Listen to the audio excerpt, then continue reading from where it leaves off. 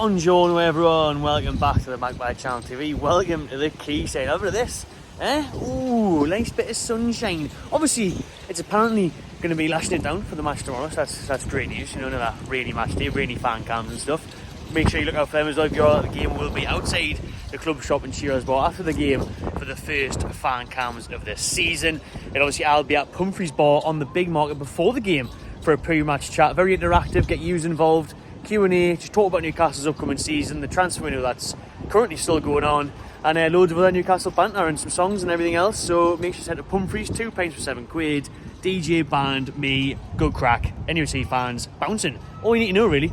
So head to Pumphrey's for 3:30. Well, the doors will open whenever during the day, but 3:30 I'll be on, and then it'll be on and popping from then. 5:30, I cannot wait for the big kick-off. But before we get into the team news and injury news and what Eddie Howe said at his press conference ahead of the opening game of the season against Aston Villa, please do subscribe to the Magpie Channel TV if you don't already. And let's talk about the start of this title, because the huge news today is there's loads of massive transfer news, to be fair. Liverpool breaking the British transfer record for Caicedo. He's going to be joining Liverpool for £111 million. That is mental. A player that signed for £4 million 2 years ago and has had one good season in the Premier League. £111 million, that is insane. So much for Klopp, you know. Seems like Newcastle haven't got a ceiling, you know, they can spend what they want. And he said a few years ago, I'd never spend £100 million on a player. He's so full of German bollocks, isn't he? German bullshit, bratwurst. He's had too many of them. He's talking wet yet again, Jurgen Klopp. But that's not the title of the video. That's some other big transfer news. The main one, or one of the main ones anyways, is Harry Kane is off to Germany. Auf Wiedersehen, Pet. Auf Wiedersehen, Kane. He is going to be flying to Bayern later today. He'll be doing his medical in Munich ahead of signing for them German giants. £100 million deal. Safe for Shearer. Shearer's record is safe. And Shearer, a little bit of a troll there online the day for Harry Kane. You know, he's put that image up as if Shearer is the one, Captain Allen is the one flying the private jet to Bayern Munich. Love to see that from Shearer, having a laugh with Harry Kane and everyone else, saying, you know, at least his record's safe and he's not going to be breaking that goal scoring record anytime soon. Because Kane, he was only 47 goals away from breaking down Shearer's Premier League record. So a big one for us. I'm glad. Obviously, I want Shearer's record and that goal scoring record to stay at the tune for as long as possible, and for obviously the GOAT Shearer. But it'll get broken one day. Haaland will probably do it in about 3 years. But Kane could easily, Kane's only 30. I think Kane could play until he's 35, 36. So he could easily come back and get that done, you know. So he's still got time. He can go to Germany, win the Bundesliga, maybe even come back in a couple of years' time and still do it if he has a few seasons left in him. But Shearer trolling there, Kane off to Germany. Wish the England captain all the best. Now I'm pleased that the record is at least staying with Shearer and Newcastle for now. So Eddie Howe at his press conference this morning, there is a lot to get through. The main one I know he'll be waiting for is team news, and there's just two big topics to touch on regarding team news, and that is, we'll start with the bad news, and that is that Joe Willock is going to be out until the September international break. So he's going to be missing the first few weeks of the season. Joe Willock, obviously he's been out for a few months now, but he's had a setback on his hamstring injury, so not good news that regarding the midfield. A good job we've got Tonali, and obviously Anderson's doing really well this pre-season, so it's not that big of a deal. Thankfully it's not huge long term, but when he's already been out for a few months, when he comes back, take him a while to get up to speed, but hopefully be ready for the Champions League group stages, which start late September as well. So yeah, shame for Joe Willock on that one. But the good news on the other hand is that Fabian Shaw is back. He will be fit and available for selection against Aston Villa tomorrow. Shaw missed the Cellar Cup last weekend. He didn't appear in either games on that double-header weekend at St James's, but he is ready to play tomorrow. And we're going to need him, to be fair, because you know, otherwise it would be Lascelles who, you know, actually I was going to say he did alright. He didn't. He was crap against I'm not going to lie, he was crap. I thought he was very poor in that Cellar Cup game at St James's. You know, he was disappointing. He was slow. He had a mistake in him. But I'll say last season when he stepped in, I remember Man City, he did a job, but thankfully Shaw is back. And you know, Eddie Howe did mention that today in the press conference he wants one more signing this window, and that will be a centre-back, because not that he doesn't trust Lascelles in that sense, and you know, Lascelles is very big in the dressing room and whatnot, but they want that new right-footed centre-back to back up Fabian Shaw, to compete with Fabian Shaw, and so they don't have to rely on a Lascelles or Dummett. And with Eddie Howe saying he wants one more signing, that's definitely a centre-back, and there's 7 or 8 of them on the list. You know, Joachim Anderson from Palace is right up there, and then you've got Todibo from Nice, and there's loads of them. That's for another transfer window video, but many centre-backs linked with Newcastle United, and I think in the next few weeks we will definitely get one over the line. Eddie Howe stated that we have to be creative in signing our next player, whether that means it be a loan, which I think would be a different signing. That would be if we've got a right winger. I don't think we'll get a centre-back on loan unless it was talks of Trevor Chalobah from Chelsea, maybe get him on a loan with an option to buy, or if it was Lewis Hall at left back, but I think for me it would be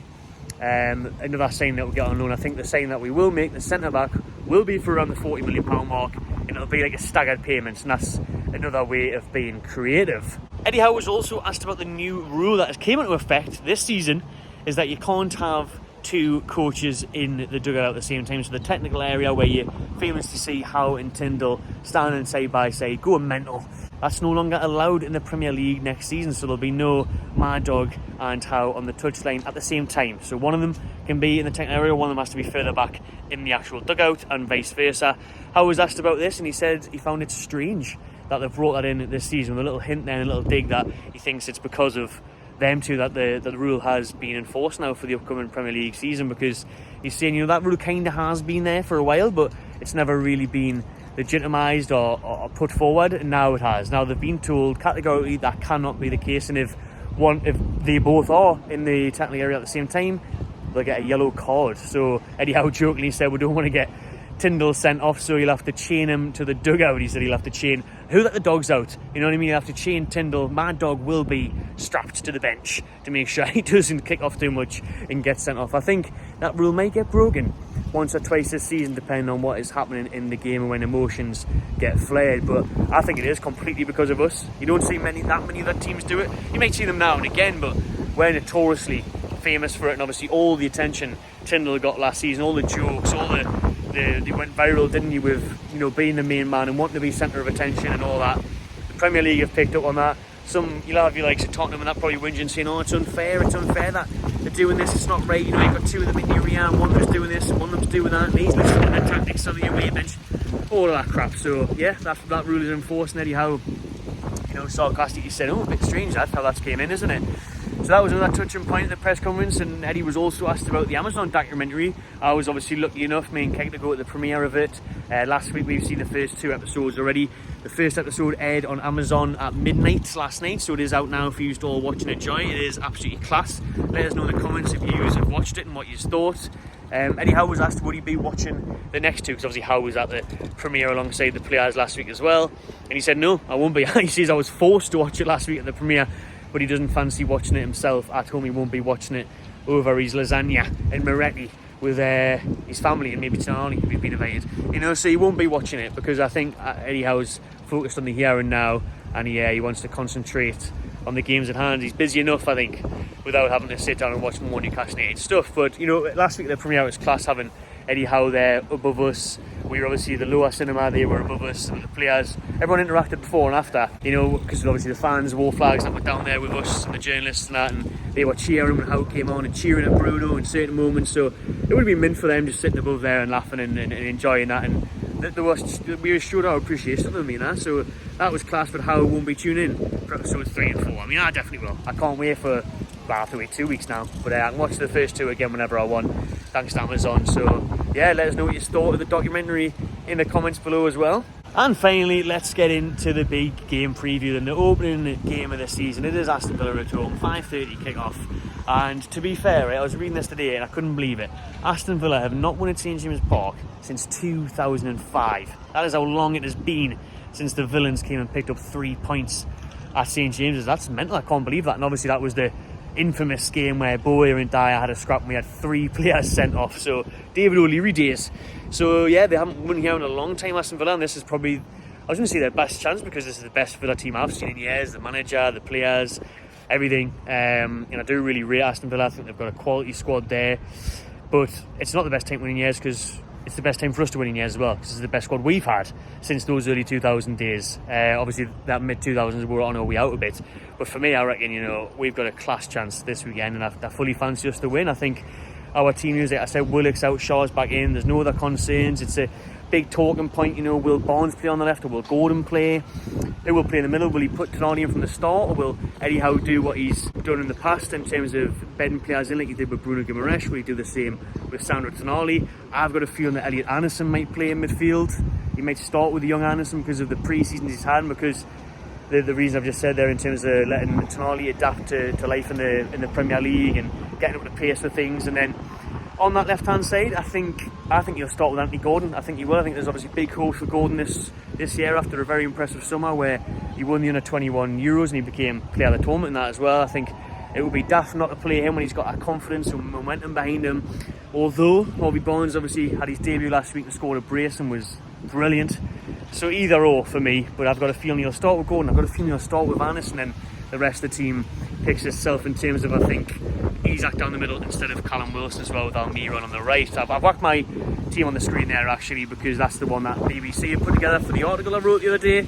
But I fancy Newcastle in this one. Like I said, Villa will be dangerous. Diaby is probably bound to score. We said Diaby was linked with Newcastle for years and then signed for them this summer. But Villa are going to be getting better and better, just like Newcastle, to be fair. And a lot of pundits, Gary Neville and all that in the overlap, we're seeing I think Villa are going to finish above Newcastle this year. So I disagree massively with that one. I really do. But I think Villa are a very strong side. I think it's going to be a class game. I think it's going to be an entertaining one. I think it's going to be open, to be honest. I'm going to go for a Newcastle United 3, Aston Villa 2 result. I think 3-1 and 3-2 to the tune for me. I think it's going to be an absolute belter, and I can't wait for it. Remember, Pumphrey's before the game, 3:30. I'll be on stage here having a bit of crack with you lot. And then after the game, fan cams outside the club shop / Shearer's Bar, the usual spot. Make sure you drop your comments below what you think of this video, your thoughts on the Aston Villa game, all of that. Subscribe to my channel TV, and enjoy yourself.